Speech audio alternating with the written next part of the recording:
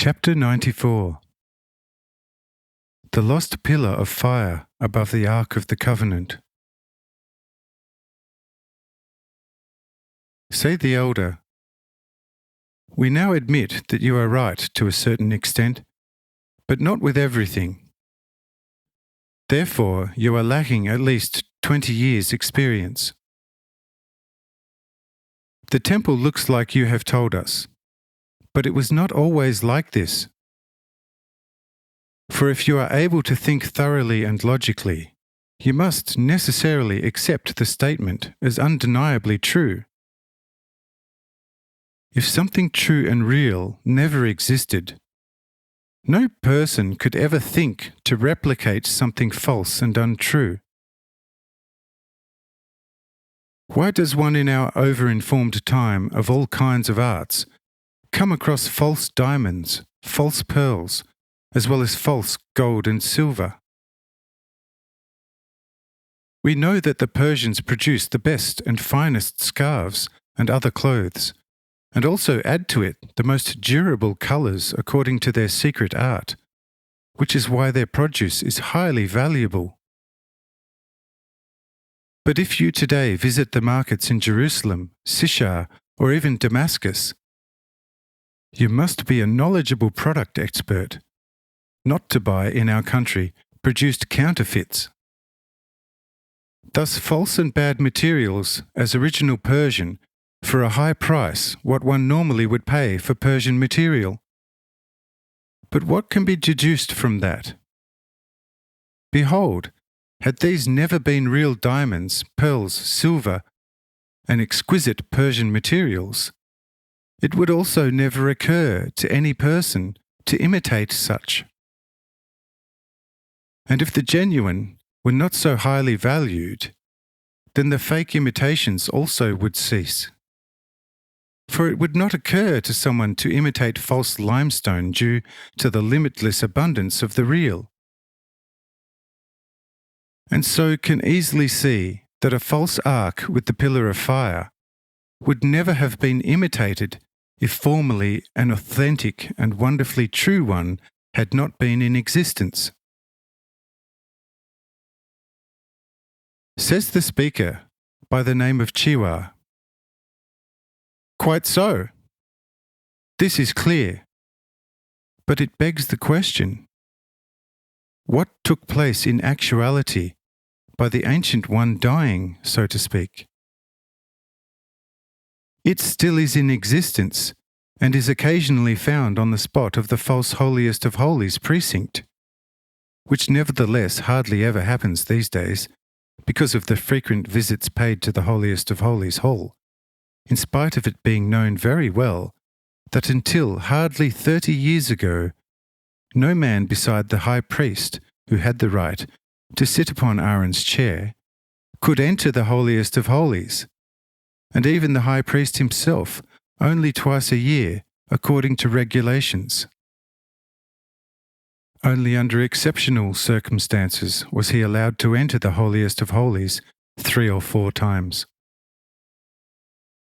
How did it therefore happen that the Holiest of Holies is now only so in name, but is basically no more a Holiest of Holies than this synagogue? Says one seasoned elder, what may have led to it or be the cause, neither I nor any initiate in all of Israel knows. Only this much is certain, that with the wicked murder of the high priest Zacharias between the sacrificial altar and the Holiest of Holies, the pillar of fire suddenly went out and did not reappear with all pleading and prayer. We hope that you will understand that such goings-on could not be made known to the people, because this would have caused a great furor among the people, on top of the Romans in the land. What bloodbath and devastation would necessarily have followed? In this way, however, in all of Israel, except us initiates, nobody knows anything about it, whilst these Galileans sleeping here and hardly capable of hearing our whispering even if not asleep, would not do anything even if they knew, for they are of little faith one and all, being Greeks more than Jews, and persuaded of the expedient premise. There has to be a religion for holding the common people down, making them the easier for the educated classes to exploit. And that is quite immaterial as to what mysteries underlies a religion. What concern to a real and better Galilean as to whether the ark is authentic or not, if only it has the right effect on the common folk that is superstitious and too easily deceived? Here in Nazareth, in Capernaum and Chorazin, therefore, one can be quite open among relatives and friends without causing damage. Regarding the Greeks and Romans, well, there we know whom we are dealing with. That was also the main reason for getting the preacher John, who hung around Bethabara for several years, to prison, as it was feared that, as a son of Zacharias, giving no good testimony of the Jerusalemite priests, might know and tell the people about the false ark.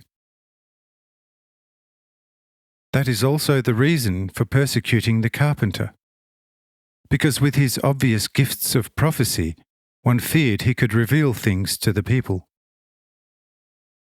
Hence, let this remain a secret among us for now, and we must not give ourselves away too easily.